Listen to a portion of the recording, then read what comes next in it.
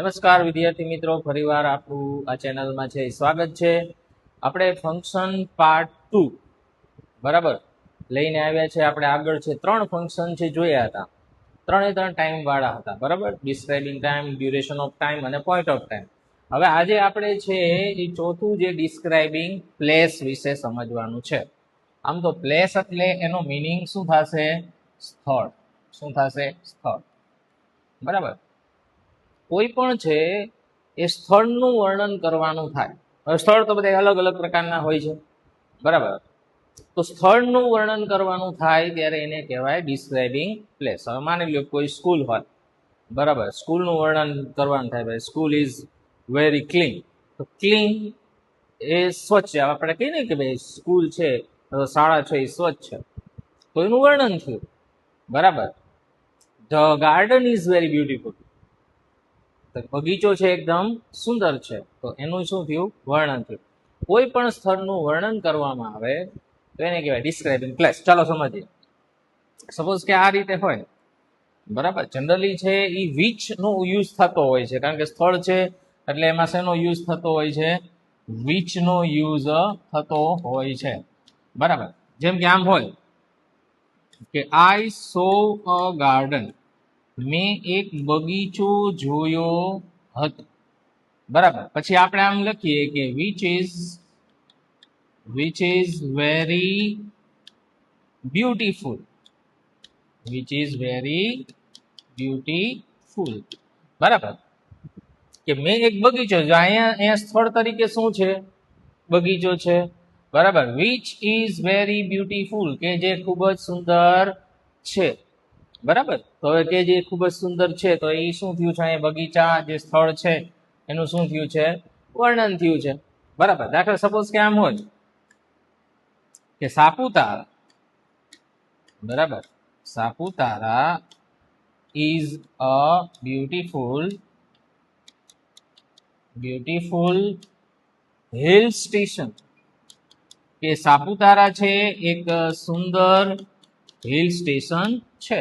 તો અહીંયા પણ શું થયું છે? સાપુતારા એક સ્થળ છે બરાબર, અને સ્થળનું શું થયું છે? વર્ણન થયું છે. કેવું છે? આમાં ઘણા એવા શબ્દો આવી શકે જેમ કે ક્લીન છે, સ્વચ્છ છે, બિગ છે, વિશાળ છે બરાબર, અથવા ડર્ટી છે, ગંદુ છે. આપણે કહીએ ને કોઈ પણ આમાં એને લગતું કોઈ પણ એક્ઝેક્ટિવ યુઝ થાય એટલે શું સમજી લેવાનું? આ ડિસ્ક્રાઇબિંગ પ્લેસ છે બરાબર. કોઈ પણ શબ્દ, દાખલા તરીકે આપણે એમ હોય કે Somnath is a Holi place, કે સોમનાથ છે પવિત્ર સ્થળ છે, તો સોમનાથનું શું થયું છે? વર્ણન થયું છે બરાબર. તો જેમાં સ્થળનું વર્ણન થાય એને શું કહેવાય? ડિસ્ક્રાઇબિંગ પ્લેસ બરાબર. ચાલો બીજું એના પછીનું ફંક્શન છે આપણે જોઈએ છે બરાબર. આ છે ડિસ્ક્રાઇબિંગ પ્લેસ. હવે આવે છે ડિસ્ક્રાઇબિંગ લોકેશન. હવે ઘણા બધા વિદ્યાર્થીઓને છે ને ડિસ્ક્રાઇબિંગ પ્લેસ અને ડિસ્ક્રાઇબિંગ લોકેશનમાં છે ને થોડો પ્રશ્ન ઊભો કરે છે, ભૂલ ખાઈ જાય છે બરાબર. ડિસ્ક્રાઇબિંગ પ્લેસ એટલે જો સ્થળનું વર્ણન થાય. ડિસ્ક્રાઇબિંગ લોકેશન, આ શબ્દ જે તમે જોશો તો તમને ખબર, આ લોકેશન જે શબ્દ છે બરાબર, લોકેશન છે, લોકેશન એટલે ચોક્કસ જગ્યા છે, ક્યાં છે બરાબર. સપોઝ કે આમ વાક્ય છે, માની લો કે Somnath temple is in Gujarat. કે સોમનાથ છે એ ગુજરાતમાં આવેલું છે. તો ભાઈ સોમનાથ ક્યાં આવેલું છે? ગુજરાતમાં. તો ગુજરાતમાં છે તો આ શું બતાવે છે? લોકેશન બતાવે છે. કોઈ પણ સ્થળ કે કોઈ પણ વસ્તુ ક્યાં આવેલી છે તો એનું લોકેશન બતાવે. દાખલા તરીકે આમ હોય કે અ book is on the table. કે બુક છે એ ટેબલ પર છે. હવે બુક ક્યાં છે? તો કે ટેબલ પર છે, તો એનું લોકેશન થયું બરાબર. શું બતાવે છે? લોકેશન બતાવે. દાખલા સપોઝ કે આમ હોય, આપણે સાપુતારાની વાત કરી તો આમ હોય કે સાપુતારા ઇઝ સિચ્યુએટેડ. સિચ્યુએટેડ નો મિનિંગ થાય આવેલ. Is situated in Dang district. In Dang district. કે સાપુતારા છે એ ક્યાં આવેલું છે?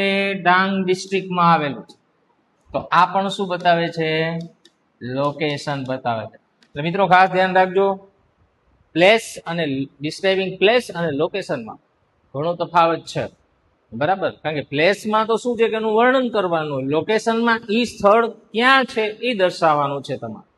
એટલે આ વસ્તુ તમે ખાસ ભૂલતા નહીં, મગજમાં રાખજો કે બે વચ્ચે તફાવત છે, ડિસ્ક્રાઇબિંગ લોકેશન અને ડિસ્ક્રાઇબિંગ પ્લેસ વચ્ચે.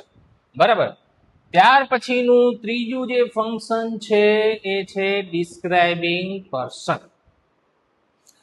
હવે ફંક્શન ઉપરથી તમને ખબર પડી જાય, ડિસ્ક્રાઇબિંગ પર્સન એટલે તમારે છે એ વ્યક્તિનું વર્ણન કરવાનું છે. કોનું વર્ણન કરવાનું છે? વ્યક્તિ. ભાઈ વ્યક્તિ કેવો છે? બરાબર, આપણે એમ બોલીએ કે my teacher is very kind person. મારા શિક્ષક છે એ ખૂબ જ કાઇન્ડ પર્સન. કાઇન્ડ એટલે શું થાય? દયાળુ. તો અહીંયા શું કીધું છે? એનું વર્ણન કર્યું છે કે શિક્ષક કેવા છે? તો કે દયાળુ છે. બરાબર, તો અહીંયા શું થયું છે? ડિસ્ક્રાઇબિંગ પર્સન થયું. બરાબર, આપણે એમ હોય કે માની લો સપોઝ કે આમ છે કે Sardar Patel was a bold leader. Bold એટલે આપણે શું કહીએ કે બહાદુર. બરાબર, સરદાર પટેલ કેવા હતા? બહાદુર હતા. તો અહીંયા શું થયું છે? વ્યક્તિનું શું થયું છે? વર્ણન થયું છે. આપણે એમ બોલીએ કે ભાઈ that man is very cruel. કે પેલો માણસ ખૂબ જ ઘાતકી છે. તો પેલો માણસ કેવો છે? એકદમ ક્રુઅલ છે. તો આ શું બતાવે છે? Describing person. એમાં એવું હોય છે કે તમને કોઈ પણ વર્ણન હોય, અહીંયા આપણે છે જોયું, તમને જોઈ શકો છો કે કોઈ પણ વ્યક્તિનું વર્ણન જ્યારે થતું હોય, બરાબર, ત્યારે છે ડિસ્ક્રાઇબિંગ પર્સન આવશે. તો આજે આપણે 3 જોયા. બરાબર, 3 ફંક્શન છે, વ્યવસ્થિત છે, યાદ રાખજો. પેલું જોયું ડિસ્ક્રાઇબિંગ પ્લેસ, ત્યાર પછી જોયું ડિસ્ક્રાઇબિંગ લોકેશન, અને ત્રીજું છે ડિસ્ક્રાઇબિંગ પર્સન. બરાબર, પર્સનમાં વ્યક્તિનું વર્ણન હોય, ડિસ્ક્રાઇબિંગ પ્લેસમાં છે સ્થળનું વર્ણન હોય છે, અને ત્યાર પછી લોકેશનમાં ઈ જગ્યા ક્યાં આવેલી છે એનું ચોક્કસ સ્થાન બતાવવાનું છે, એને કહેવાય લોકેશન. તો ફટાફટ આ વિડીયોને છે એ સબસ્ક્રાઇબ કરી લેજો. બરાબર, ચેનલને છે વ્યવસ્થિત સબસ્ક્રાઇબ કરી લેજો, જેથી કરીને આવા જ વિડીયો છે સરસ મજાના તમને મળતા રહે. બધાનો ધન્યવાદ. જય શ્રી કૃષ્ણ.